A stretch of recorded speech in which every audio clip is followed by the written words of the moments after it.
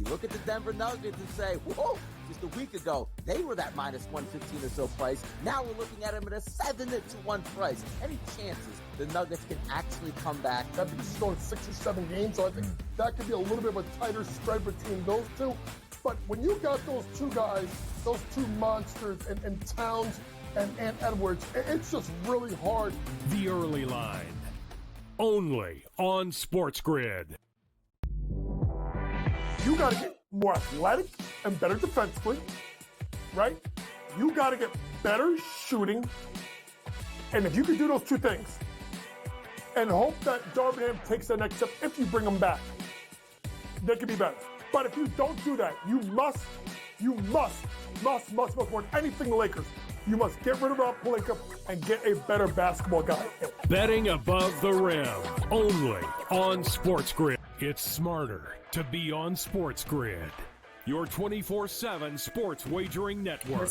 The Early Line. Magical and historic season in Lincoln, Nebraska continues. He is the best player in the NBA, but also in the biggest moments where the national media is watching. Newswire. Something that we have never seen happen before with one of the iconic coaches in the game. Pharrell, coast to coast. The team covers. It's automatic. It's every time. Not sometimes. It's every time. Game time decisions. Luka is actually far more dangerous from three on the road this year than at home. This game here tonight, you may want to consider taking as many points as humanly possible. In-game live, prime time. We got not one, but two coaches fired systems in place. Sports Rage Late Sort of Night. has letdown written all over it. It's going to be hard to match the emotion that they played with the other night. It's smarter to be on SportsGrid.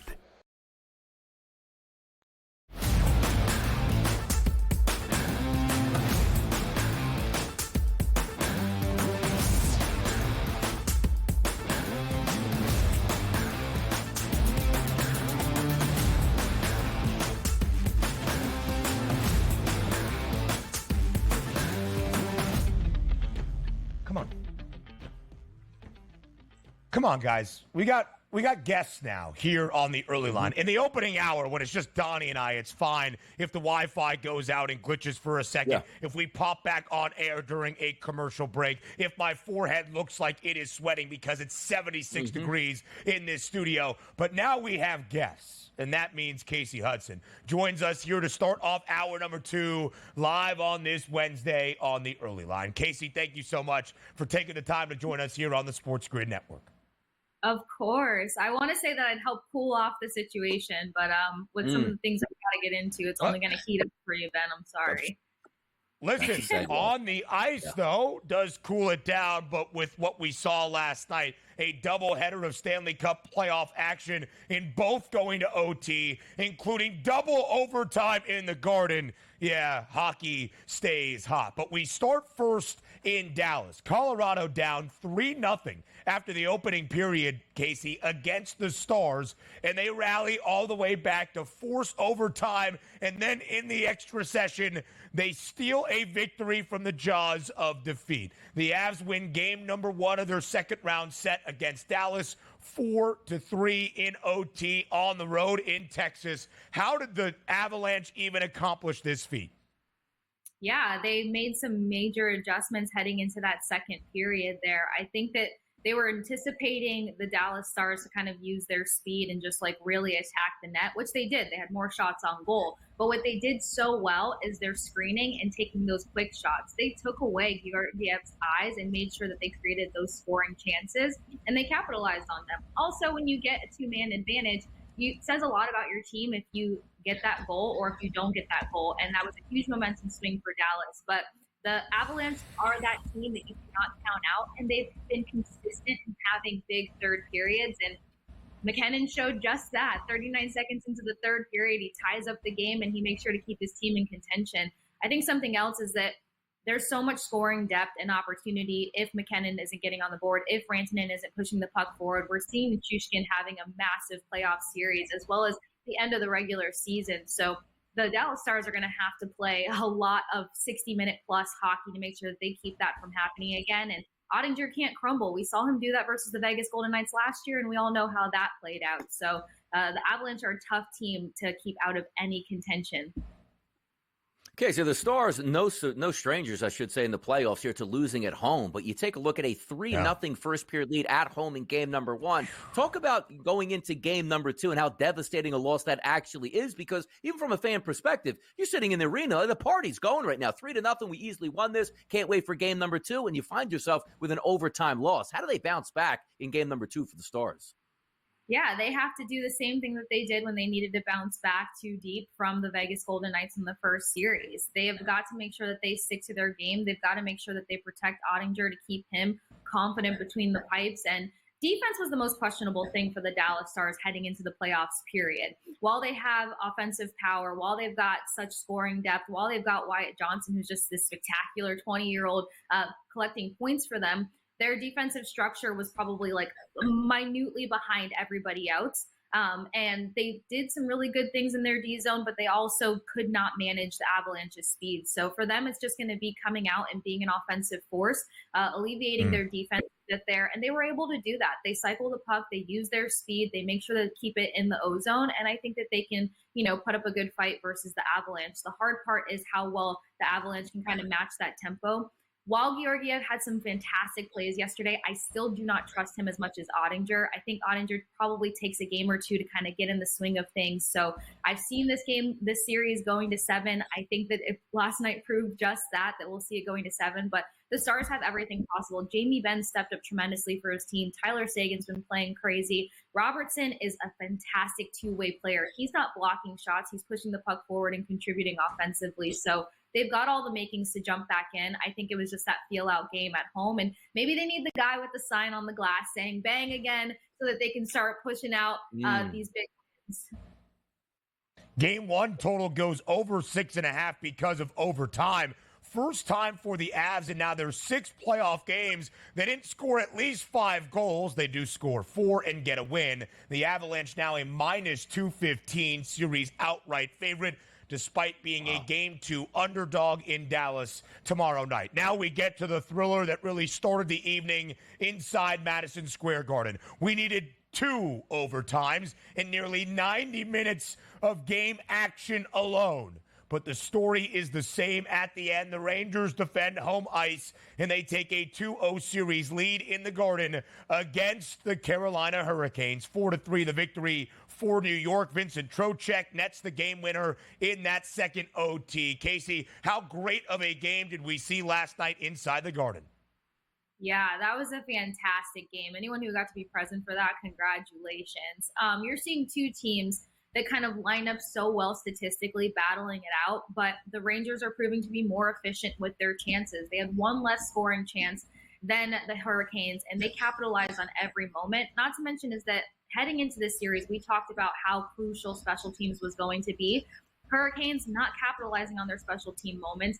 The New York Rangers continue to capitalize on their special team moments. So if you look at the closeness of a lot of this game, you see the difference maker being 2 key power play opportunities. Obviously, power play closing the door on game number 2. So this is going to be hard for Carolina to crawl out of because they're getting the scoring chances. They're getting the shots off. Shesterkin's just the better goaltender right now, and you can't really change much about that. He's facing a lot of high danger opportunities and shutting it down without blinking an eye. And the New York Rangers make minor adjustments as into stepping up their physicality, staying out of the box. I think they had 2 less penalties yesterday than the Hurricanes did. And the Hurricanes, while they're playing pretty disciplined, the calls are just not going their way. The bounces are not going their way. They're going to have to get some other guys involved. Gensel's been great. Aho was tremendous last night. But their defense is going to have to do what they've done all season long, get active in offensively and help out their forwards to get those shots past Shesterkin. Okay, so we've got a doubleheader tonight on the ice. First game, 7:30 p.m. Eastern here from Sunrise, Florida. That's Boston and Florida. Heavy favorite here in game number 2 after getting blown out in game number 1. The Panthers a minus 176 favorite, and that total's listed at 5.5. Swayman has been tremendous here in the playoffs. Does it continue tonight, or does Florida bounce back and tie the series up? I think Swayman stays hot, but I think the Panthers bounce back. There's a few major things that Bruins tackle that win, and it's the fact that the Panthers defensemen, Kolikov as well as Ekblad, had terrible games and massive turnovers in the D zone, which is going to hand over goals to your opponent. I think that they play a more lockdown game. Value plays here are probably going to be both teams scoring in that second period after feeling each other out in the first. Also, you want to check the Panthers puck line at -1.5. I think the game stays pretty tight because both of these teams defensively can stand each other up. And we're going to see Bobrovsky try to get back in rare form to compete with Swayman, who's now the #2 ranked goalie in playoffs. So I think Swayman stays on his head, but I think the Panthers show that they're bigger, they're faster, and they can get creative in the scoring column. And if they're not turning over the puck to their opponent, I think that they jump right back in this. So Kachuk for points, Reinhart for shots, Montour for shots, Verhaeghe for shots and points, and I think we got a great game. Game 2 in Sunrise, game number 1 of the second-round series in Vancouver between the two remaining Canadian teams in hockey's Final 8. The Canucks, though, a home ice underdog tonight against Edmonton, who is also a hefty series favorite outright, Kasey, against Vancouver. Only 30 seconds left. The Oilers, a road ice favorite. Will this series and game number 1 be as easy as the odds makers expect? It could be. The goaltending is a very, very concerning situation. You're going against one of the most dynamic offenses out there that check every box between even strength as well as special teams. Not to mention is that while the Canucks penalty kill has been fantastic, power play 15.4%, very, very sad. So look at the Oilers probably opening up the scoring in the first period. Also 8+ shots on goal, great value, -2.5, great value. I can see this one going over as the Canucks sneak in the third period. So check Canucks third period puck line. But the Oilers are going to be extremely overwhelming. It's going to be an adjustment for the Canucks, and this series probably goes to 5-6. Kasey, thank you so much for your time. Back to basketball up next.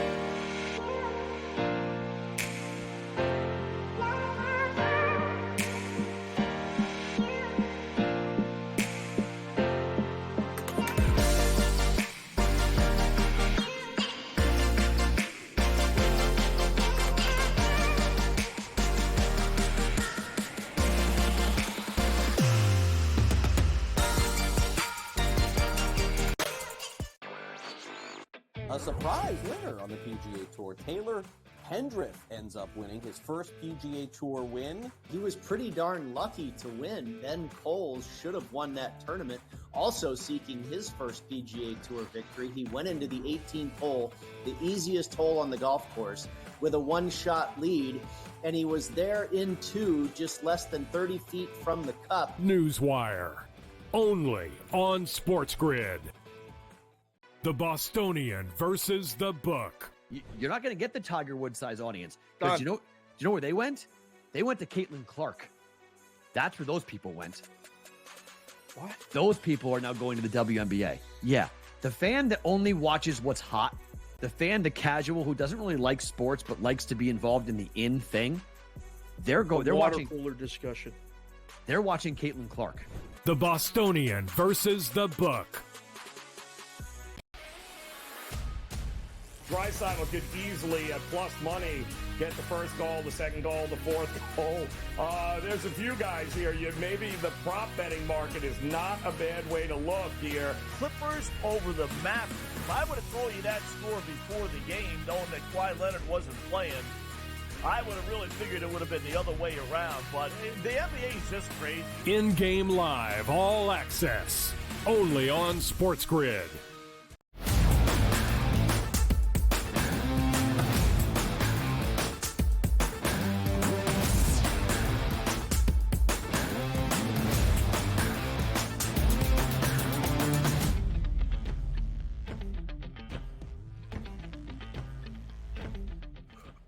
Live right here on this Wednesday on the early line. We stick with postseason as our theme, but we go from the ice to the hardwood, from the NHL to the NBA to look back on the doubleheader last night in playoff action around the association with our coach, James Young, JY. JY, as always, thank you for being here on this Wednesday on the early line.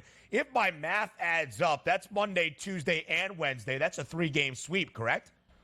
Oh, I'm hot like fish grease. Not as hot as Luka Doncic, who is kind of struggling a little bit shooting the ball, gentlemen. Yeah, that's the opposite of being hot. You could, in fact, call Luka like Doncic cold. Like JY, maybe the hardest working man at the Spiz Grizz outside of Kevin Walsh. Donnie keeps taking off days from the radio on Moneyline. JY, let's go back to game number 1 last night of the second round series between the Oklahoma City Thunder and the Dallas Mavericks. In OKC, the Thunder, a 3.5-point home favorite, win by 22. 117-95. You have been here both of these prior 2 days on the early line. You have heard Donnie Right-Side's rants saying, put some respect on OKC's name. Well, they continue to prove that burden. How does Oklahoma City continue to prove that, hey, we are the true number 1 overall seed in the West? Honestly, to me, it's their defensive intensity. It's just showing out. This team is not allowed, I think this is the 5th straight game, 95 or fewer points they've allowed to an opponent. I know people are sitting there saying, well, they beat New Orleans. New Orleans didn't have Zion. Well, what do? You just turn around and you shut down Luka and Kyrie, holding them to a combined 39 points.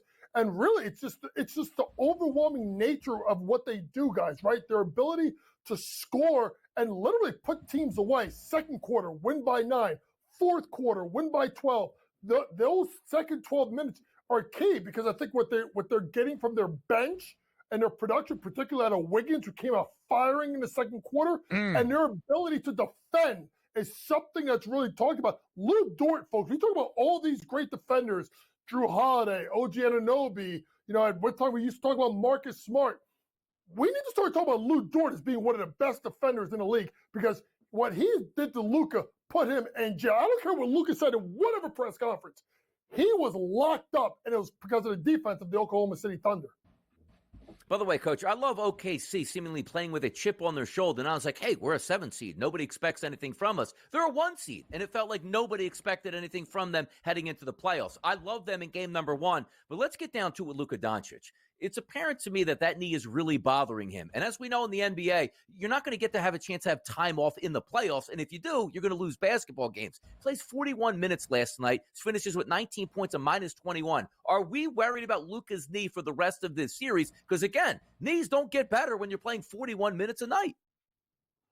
Donnie, I think the number is 5 for 35. I think he is in a 3-point land. I think the last 4 or 5 games. And yes, you got to be concerned. Listen, you have a rough game or 2, you don't get concerned. When you're looking at 4 or 5 or 6 straight games of shooting the ball under 25% from 3, now there's concern. And what I think what's happening is their knee is barking. It's giving them problems. But also, I have to go back to, this is a good matchup for Oklahoma City for this vantage point. Because they don't have a dominant scoring center or rebounding center inside, even though Gafford was really good for Dallas, what you do now is you push up on Luka, right? Make those threes be a little bit deeper, Donnie. And now when you drive the ball to the basket, you have Chet Holmgren waiting for you because you're not worried about the ball being dropped off to the dunk spot to Daniel Gafford and Dirk Lively. Let those guys score. It's about not letting Luka go up. So I think what Mark Dagnall has done is get up into his space, take away the 3, make it shoot deeper, make him punch the gap, and have a premier shot blocker waiting for you at the rim with a guy with a bad knee who can't explode. So it's kind of the perfect storm of the injuries, but the defense of Oklahoma City, particularly of Lou Dort. Luka Doncic only 19 last night under his points prop of 32 and a hook. Kyrie Irving scored 20, but still stayed under 24 and a half. The third time for Luka last night, shooting worse than 35% from the floor. And JY, you were spot on. 5 for 35 from deep in the last 4 playoff games for Dallas. So now we look at the series picture overall. Was game number 1 a representation of OKC's dominance over Dallas throughout, or can we expect a closer game 2 and a closer series from this point on?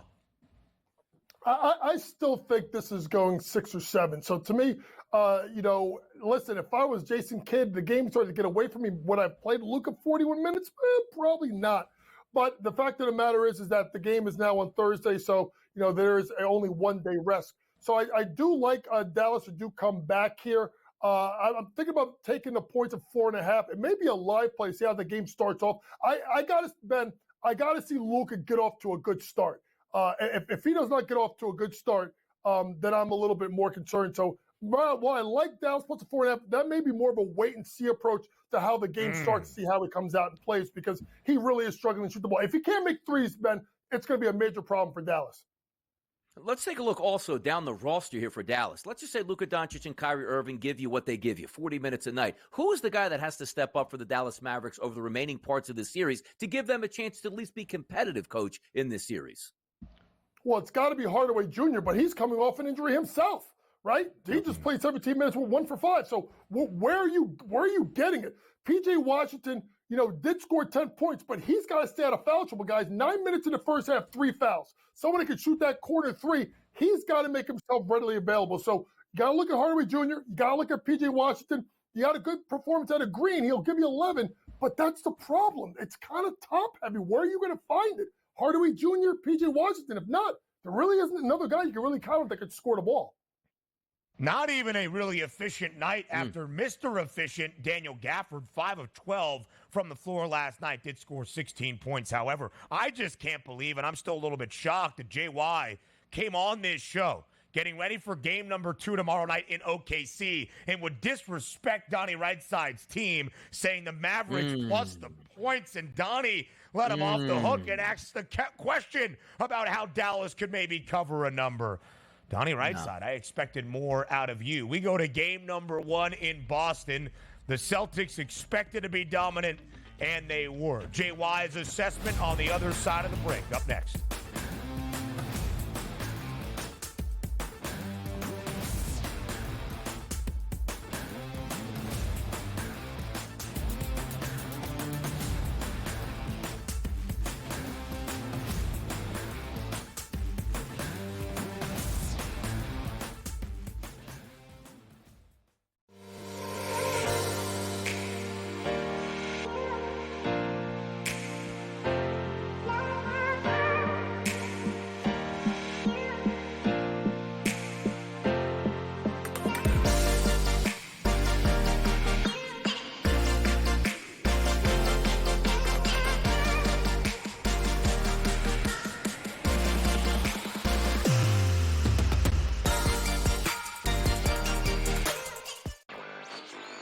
A surprise winner on the PGA Tour. Taylor Pendrith ends up winning his first PGA Tour win. He was pretty darn lucky to win. Ben Coles should have won that tournament. Also seeking his first PGA Tour victory, he went into the 18th hole, the easiest hole on the golf course, with a one-shot lead, and he was there in 2, just less than 30 feet from the cup. Newswire, only on SportsGrid. The Bostonian versus the Book. You're not going to get the Tiger Woods size audience. Because do you know where they went? They went to Caitlin Clark. That's where those people went. What? Those people are now going to the WNBA. Yeah. The fan that only watches what's hot, the fan, the casual who doesn't really like sports but likes to be involved in the in thing, they're watching cooler discussion. They're watching Caitlin Clark. The Bostonian versus the Book. Draisaitl could easily, at plus money, get the first goal, the second goal, the fourth goal. There's a few guys here. Maybe the prop betting market is not a bad way to look here. Clippers over the Mavericks. If I would have told you that score before the game, knowing that Kawhi Leonard wasn't playing, I would have really figured it would have been the other way around. But the NBA is just crazy. In-game live, all access, only on SportsGrid.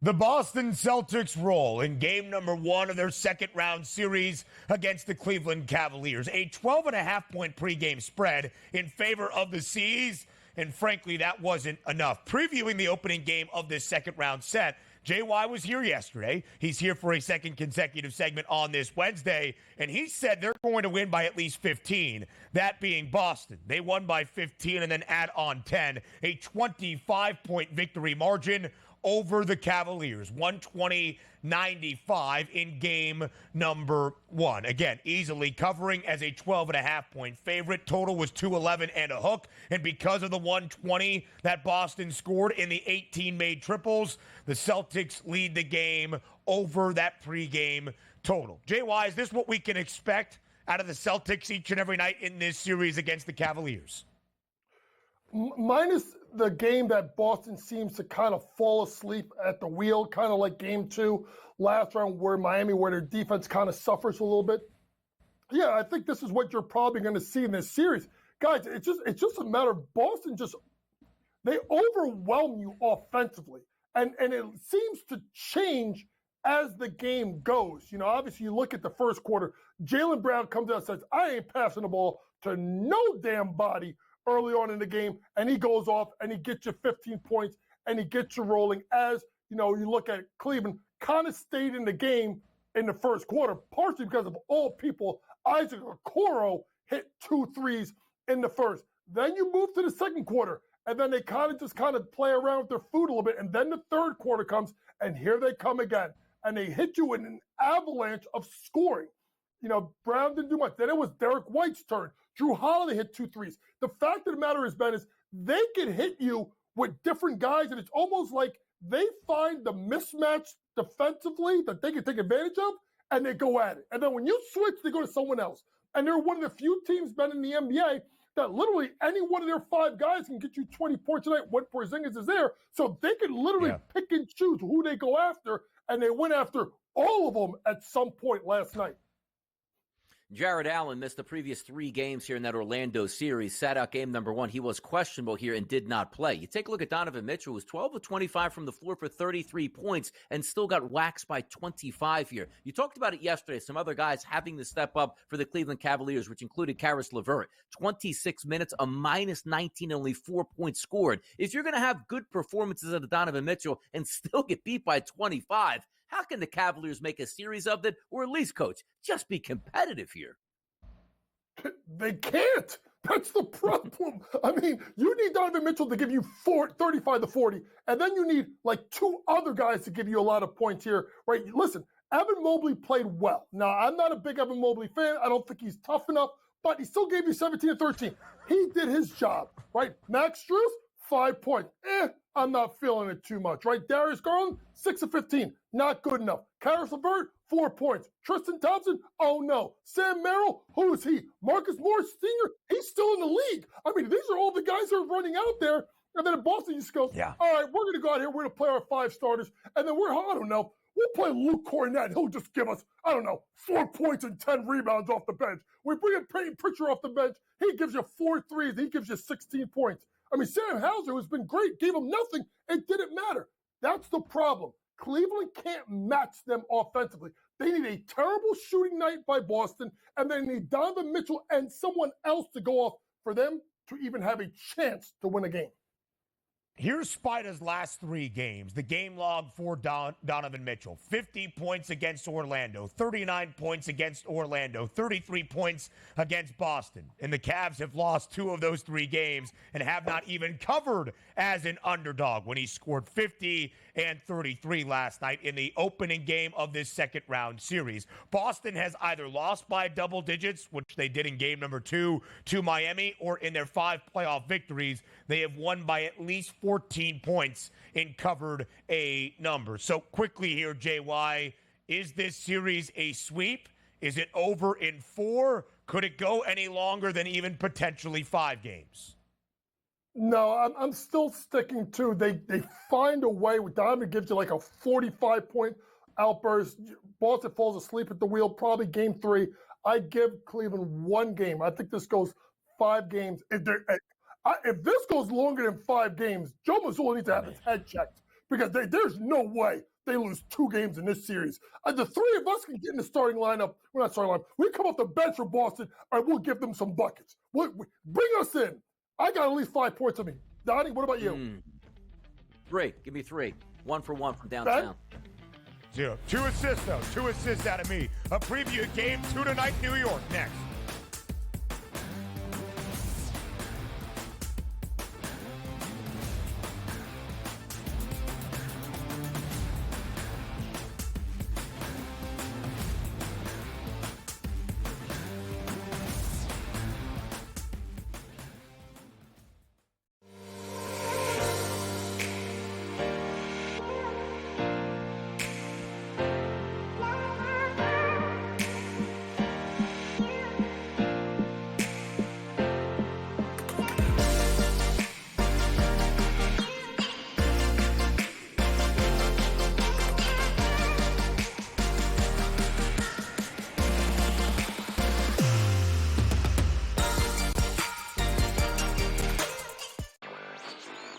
A surprise winner on the PGA Tour. Taylor Pendrith ends up winning his first PGA Tour win. He was pretty darn lucky to win. Ben Coles should have won that tournament.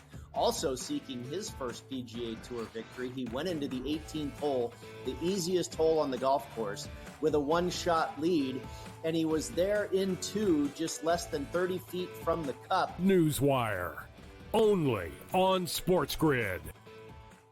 The Bostonian versus the Book. You're not going to get the Tiger Woods size audience. Because you know where they went? They went to Caitlin Clark. That's where those people went.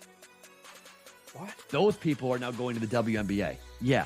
The fan that only watches what's hot, the fan, the casual who doesn't really like sports but likes to be involved in the in thing, they're watching cooler discussion. They're watching Caitlin Clark. The Bostonian versus the Book. Draisaitl could easily, at plus money, get the first goal, the second goal, the fourth goal. There's a few guys here. Maybe the prop betting market is not a bad way to look here. Clippers over the map. If I would have told you that score before the game, knowing that Kawhi Leonard wasn't playing, I would have really figured it would have been the other way around. But the NBA is just crazy. In-game live, all access, only on SportsGrid.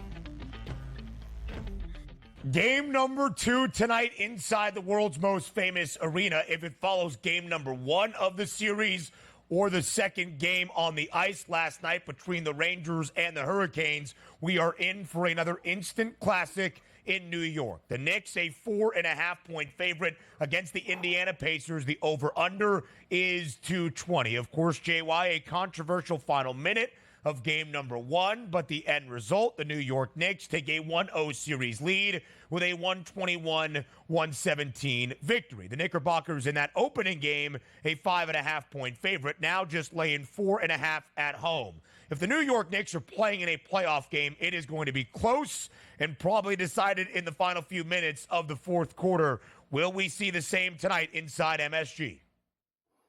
That's the Knicks recipe. The Knicks recipe is make this a 48-minute street fight and hope that our guys are tougher than yours. And I think that's the key. And I think that's the interesting thing, because I know that last 2-minute report came in. I'm going to just say this really quick.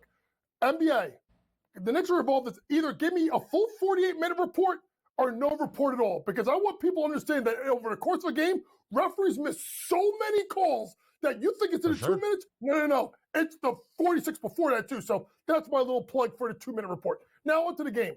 Yes, this is going to be tight, Ben. And it's because that's the way the Knicks play, because they don't have, let's be honest, the offensive firepower to just blow teams out. They have to play games close to the vest. They have to play games close and hope that their experience and their toughness wins out.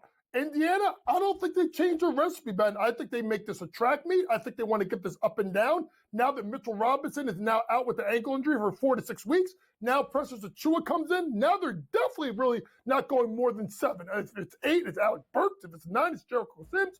Oh, Lord have mercy. Knicks fans, we may not want to go there. So for that being said, if I'm Rick Carlisle, I'm pushing the pace. over 220. It was I forget the number, I think 217.5 or something like that was game number one. For game 220? Yeah. Right? 6 of the last 7 games, Ben, have gone 230 plus. Rick Carlisle's not going to change what he does. Take over 220 in the game tonight.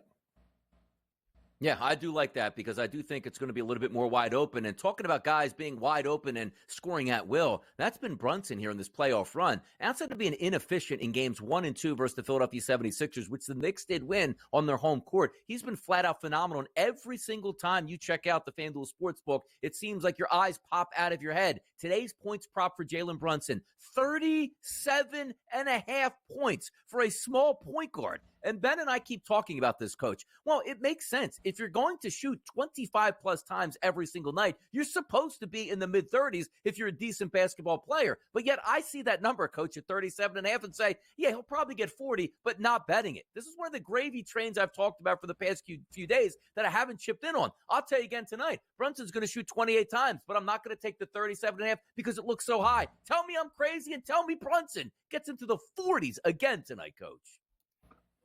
I can't take that. I can't take that. And here's the thing, folks, is the fact that he went to the foul line so often, and I think he only did it in 26 shots or 27 shots, which is absurd that he got to 40. So I don't think he gets there tonight. If you want to look at ways to bet Brunson, maybe look at over 2.5 made threes at where you can get it right now. I think it's at minus 120, 122 right now. On FanDuel, that's a way to look at it because I think that's a way because the fact that Jalen Brunson gets to that spot that kills on at the elbow, you may want to slack off him and not get them there so he gets the 3-point mark. I also think Aaron Naismith guards him, so maybe Naismith gives him space to shoot the ball a little bit. So as we'll look there as regards to Jalen Brunson. The assist prop is at, I think it's at 7.5, 8.5, 7.5 minus 148.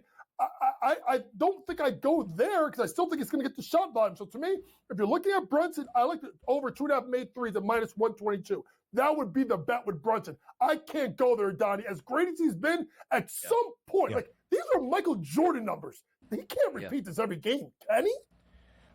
Listen, it's just betting philosophy at a certain point. 37.5 can be the correct number. And more than likely, Jalen Brunson could go over that. He has in 4 consecutive games, reaching the 40-point threshold in all 4. But you're paying the premium in the marketplace where the bet might not make the most sense. There's other options.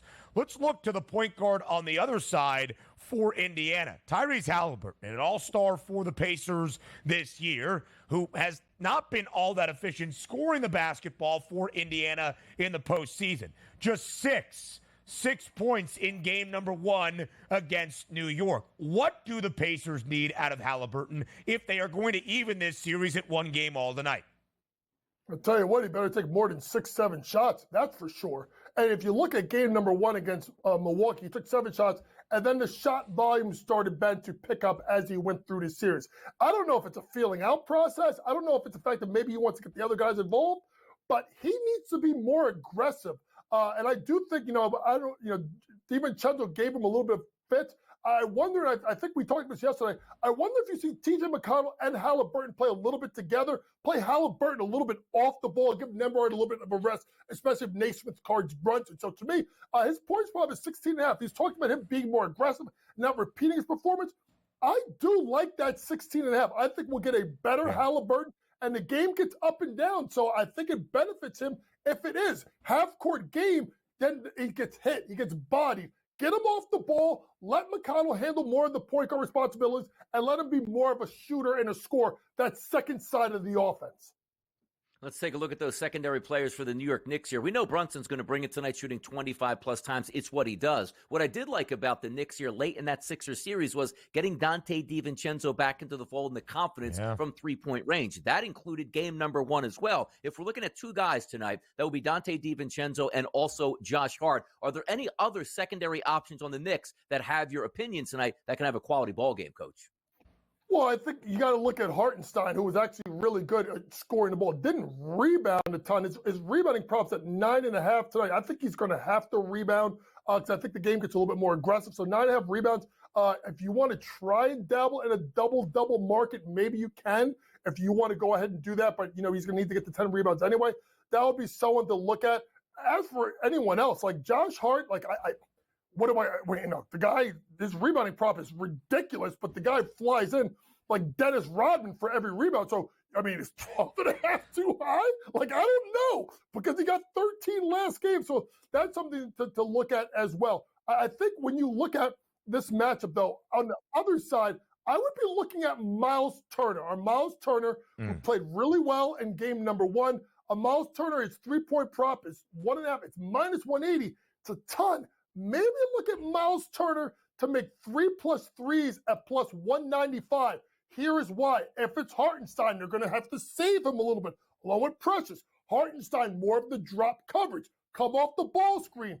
Pick and pop. A guy that is available, I can shoot the ball. I would take a little stab at Miles Turner, 3+ threes at plus 195.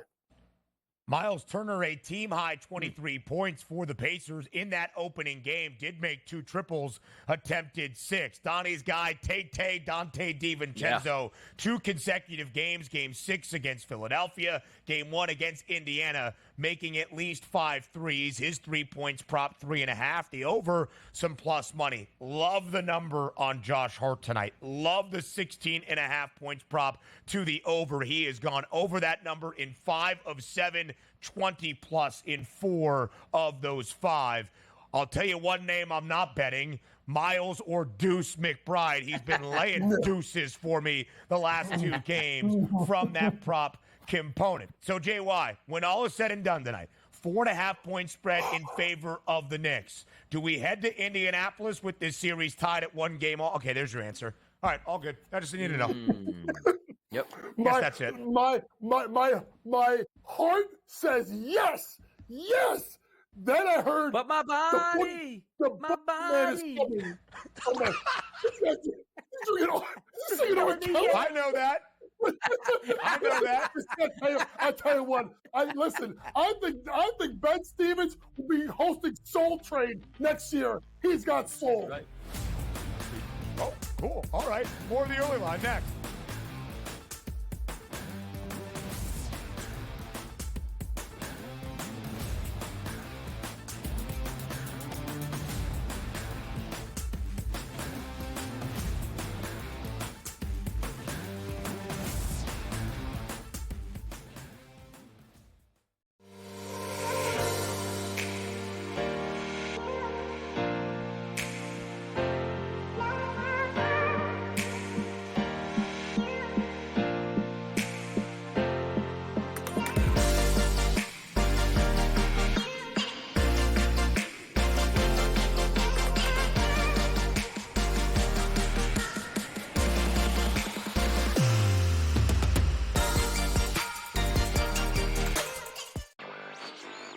A surprise winner on the PGA Tour. Taylor Pendrith ends up winning his first PGA Tour win. He was pretty darn lucky to win. Ben Coles should have won that tournament.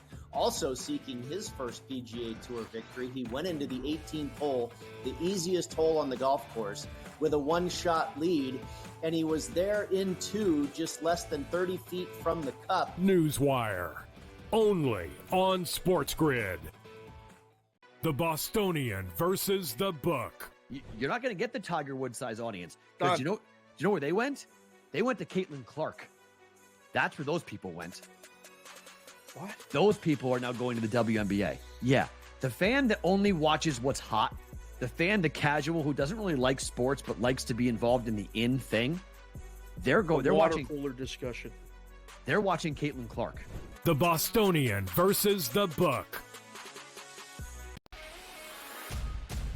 Draisaitl could easily, at plus money, get the first goal, the second goal, the fourth goal.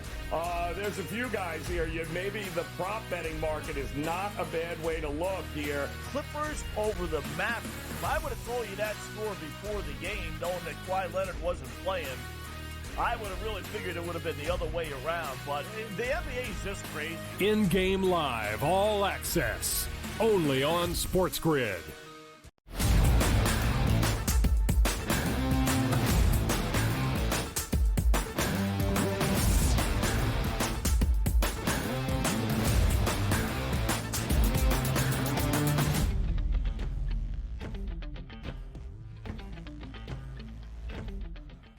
Live right here on this Wednesday on the early line on SportsGrid. Time to go back to Major League Baseball, the MLB map with Mark Zinno. Here on this Wednesday on TEL, looking back on Tuesday's full slate before this full slate once again on Wednesday. That Zinno features 8-day baseball games, some afternoon baseball in the middle of May. Not too shabby.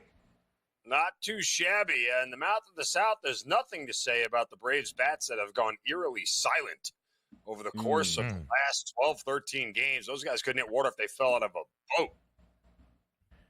But, and I love Mark Zinno, a victory yesterday back in Atlanta after being swept over the weekend. Sure, only 4 runs. Carter Crawford's been really good this year, but the Braves do pick up a victory 4-2 over Boston back in the ATL. But we start in Chicago inside the friendly confines. Another strong outing out of Shota Imanaga. Of course, it does allow him to go over 1 for his ERA as he allows 2 earned, but it was a big game for Chicago. A walk-off winner for the Cubbies in the home half of the 9th. I believe it was Michael Busch. It's been a while since I have seen it. Yes, Michael Busch, that walk-off winner for Chicago's solo shot. First pitch of the home half of the 9th as the Cubbies get a win 3-2 over San Diego. So Shota Imanaga does not get the win, Zinno, but he has started 7 games this year for the Cubs, and Chicago has won each of the 7 games that Imanaga has started. What can you say of Shota's success to begin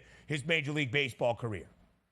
Hey, Yamamoto, stick it in your rear there, pal, out in L.A., because the premier starter in the league right now from lands of Far East is not Japan. Yamamoto with the Dodgers. It is Imanaga to start the season. He has been absolutely phenomenal. Look, anytime you can give your team a chance to win every 5th day the way he has this year for the Cubs, and in reality, I mean, look, when you start to look at the standings, guys, and see where things are, and I know it's early, but let's just say instead of being 7-0. The Cubs are 4-3 with Imanaga on the mound. Here's the difference. You think, 3 games, it's not a big deal. Yeah, it is.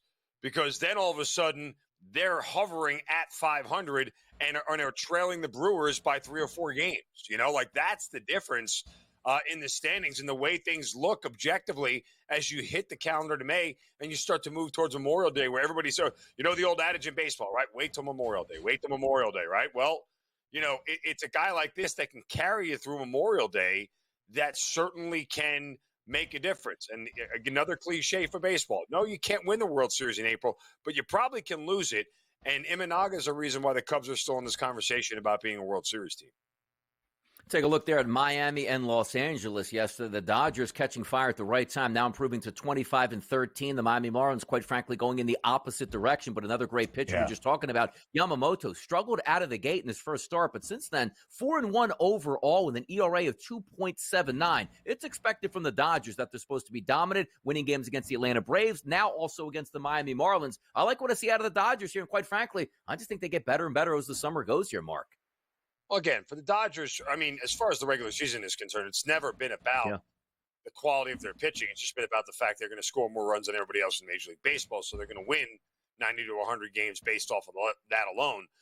And what Yamamoto does now, whether it's good, bad, or indifferent, I'm not really sure matters. When he takes a ball in October, that's all we're going to grade him on. And that's all we grade the Dodgers on. I mean, the Dodgers at this point have become the Yankees of the late 90s and early 2000s and mid-2000s, where it didn't matter what happened for 6 months. It only matters what happens for 3 weeks in October. And if you fail then, and this season is a failure, and that's what the Dodgers are being measured up against. Yeah, absolutely so. Only 3 World Series appearances in the last 11 years where the Dodgers have won the National League West.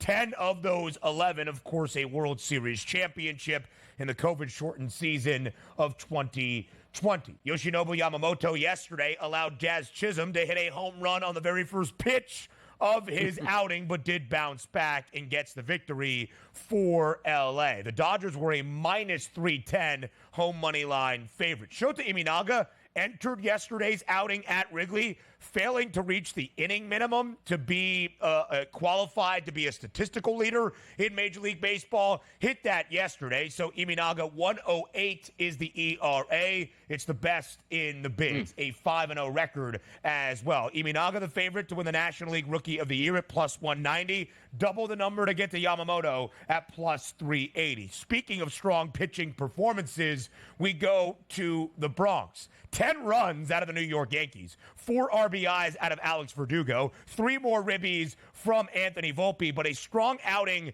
from the Yankees starter. What did you make out of that start for the Yankees starter on the bump yesterday?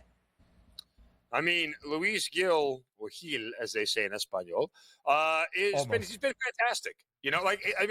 Part of the reason why, I've said this repeatedly, part of the reason why the Yankees are at 24-13 is because they have gotten better starting pitching than expected. Did anybody know who Luis Gil was and what he was going to do prior to this season starting? No. Was that something that the Yankees went into spring training going, well, we got Gil in the rotation, so clearly we're going to be in this thing no matter what? No. I mean, Nestor Cortez is still being trotted out there every 50 day like he's an actual Major League starter or a top end of the rotation starter, and he's not. Carlos Rodon is a mixed bag day in and day out, and you're still missing Garrett Cole, and who knows what else you're going to get from this team. But as long as their pitching holds up, the Yankees are they're going to be lipstick on a pig, because as soon as that pitching wears off, if it wears off, they will fall by the wayside. I just don't like the depth that their starting pitching has right now without Cole in the rotation. Yeah. Although Garrett Cole is expected back in June, our guy Lucas Gill or Luis Gil yesterday, a good outing, and the Yankees win the opening game of this midweek set against the Astros. Zinno, what? Did I get his name wrong again? Yeah, I tried to bait you by asking you about the Yankees starter yesterday, and you got Luis correct instead of Lucas, but then you called him Gil. It's Luis Gil is how you say his last name. But it's our guy Lucas Gil now, Zinno. You have made your impact on the early line. No, but I said Gil, as they say in Espanol. I was joking. Well, that's just his name. It'd be like saying Mark Zinno, as they would say other areas, or Mark Zinno. His name is just Luis Gil. Okay, the mouth of this now. All right. Anyway.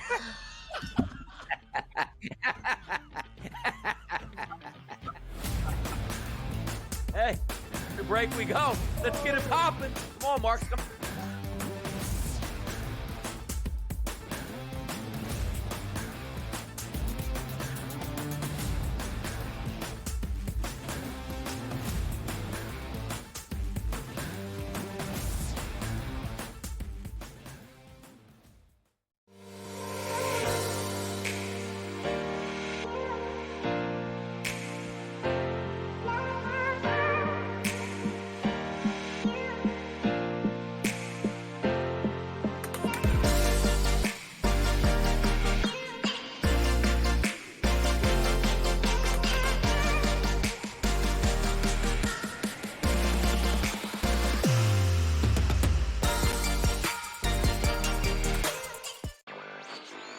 A surprise winner on the PGA Tour. Taylor Pendrith ends up winning his first PGA Tour win. He was pretty darn lucky to win. Ben Coles should have won that tournament. Also seeking his first PGA Tour victory, he went into the 18th hole, the easiest hole on the golf course, with a one-shot lead, and he was there in two, just less than 30 feet from the cup. Newswire, only on SportsGrid. The Bostonian versus the Book. You're not going to get the Tiger Woods size audience. Because do you know where they went? They went to Caitlin Clark. That's where those people went. What? Those people are now going to the WNBA. Yeah. The fan that only watches what's hot, the casual who doesn't really like sports but likes to be involved in the in thing, they're watching cooler discussion. They're watching Caitlin Clark. The Bostonian versus the Book. Draisaitl could easily, at plus money, get the first goal, the second goal, the fourth goal. There's a few guys here. Maybe the prop betting market is not a bad way to look here. Clippers over the Mavericks. If I would have told you that score before the game, knowing that Kawhi Leonard wasn't playing, I would have really figured it would have been the other way around. But the NBA is just crazy. In-game live, all access, only on SportsGrid.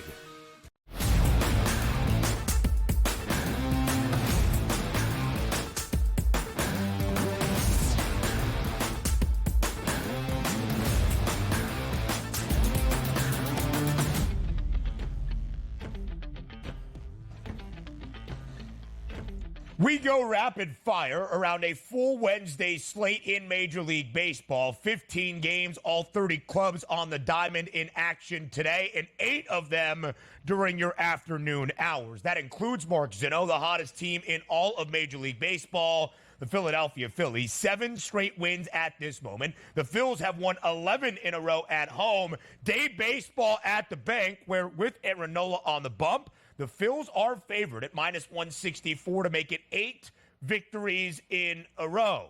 Will the Titans do that today against the Blue Jays? I'd like to think so. I mean, if I'm going to bet this, the only thing I would probably bet here is the Phillies team total over. Nobody, and I mean nobody, has scored more runs at home in the last 3 weeks in Major League Baseball than the Philadelphia Phillies, including the 10 runs they scored last night. Chris Bassett is usually a reliable starter, but he's much better at home than he is on the road. In his last home start, he got rocked. So not a great spot to want to back Bassett and the Blue Jays here. If Nola is his typical self, he should be good enough. But I just look at the Phillies right now and say, is this a Toronto team that I think can truly shut down their bats for the course of 8, maybe even 9 innings here? And I really don't think that's the case. This isn't a Toronto bullpen that I have a ton of faith in per se. But, I would play Phillies over 4.5 here. Yeah, you take a look at both of those pitchers there. Bassett and Nola struggling with left-handed batters, which, again, Bryce Harper, 3 straight games with home runs. If he starts today, can he make it 4 straight games? We'll find out in just a little bit. 7:40 start tonight, Seattle, Minnesota. Runs last night, but today, Kirby's on the mound taking on Paddock. A line here, it's de facto pick'em. Minus 120, minus 102 splits here, currently updated in the favor here towards the Mariners, in a total listed only at 7.5 today. What are we looking at today between Seattle and Minnesota in your mind there, Mark? Guys, how much faith do we have in the Twins and the offense that showed up for the 12-game win streak to stay somewhat above what they've normally been? I mean, this is a spot really hit right now where it's kind of hard for me to back Minnesota because I don't know if that 12-game stretch was more of a fantasy and not reality of who they really are, and it was just kind of, a zone, a 12-game stretch where they were just better than everybody else, or this is now an offense that's starting to come around that you can trust to score more than 3.5 runs per game, that can push 4 to 5 runs per game on a routine basis. Because if they can do that, this is a legitimate threat in the American League. We always known the Twins have had the pitching to compete. We just, the offense has always sort of struggled. So I'm curious to see how this Twins team reacts over the course of the next couple of games and series or two, whether their bats are going to continue. But they're facing a tough pitcher in Kirby, and a guy with a 1.04 whip who doesn't put many runners on, so it won't be easy for the Twins today. Sometimes when I see this 7.5 as a total, guys, I try not to run from it, especially in the first 5. I'll roll the dice and take the first 5, 3.5 under. Zinno, the American League Central, better than maybe we expected entering this year. It does feature the worst team in baseball, the Chicago White Sox, but that was expected. The other 4 teams, at least 2 games above 500 or better. That includes both the Tigers and the Guardians. Day baseball in the land today, where the Tigers won 11-7 yesterday over Cleveland. But Cleveland a home favorite today, minus 138 on that money line. Who gets a dub today in Cleveland? I mean, is Reese Olson one of the more unlucky starters in Major League Baseball to this point? He's got an ERA of 2.7 and a whip of 1.2, and he's 0-4 on the year. The Tigers have lost all 5 of his starts because, well, they've scored a combined 8 runs in those 5 starts across the entire game, not just while he was in the game. So, and oh, by the way, one of those games that Olson pitched, he gave up 6 earned runs in the first start of the year. The last 4 starts, he's given up 2 earned runs or less. So he's been phenomenal here. The Tigers just don't hit when he pitches. I say this all the time. I don't know why specific pitchers get better run support than others, but Reese Olson doesn't get any. So tough back for me in this spot. 7.5 is the total today in the land. Quickly here, Zinno, how do you evaluate the American League Central, knowing it might be a little bit more competitive than we thought before the season? Has Cleveland, have their bats cooled off? Again, this is another thing. Cleveland got to this point in the season because they tore the cover off the ball for the first 5 weeks of the Major League Baseball season. Maybe starting to see a little bit of regression here from the Guardians. You look across their past couple of games, it's a little bit sketchy to see whether they're going to continue to put up runs at the pace they were. If they do, they're going to run away with this division. A little bit of a shift in those odds. The Twins right now live on FanDuel, plus 140. Yeah.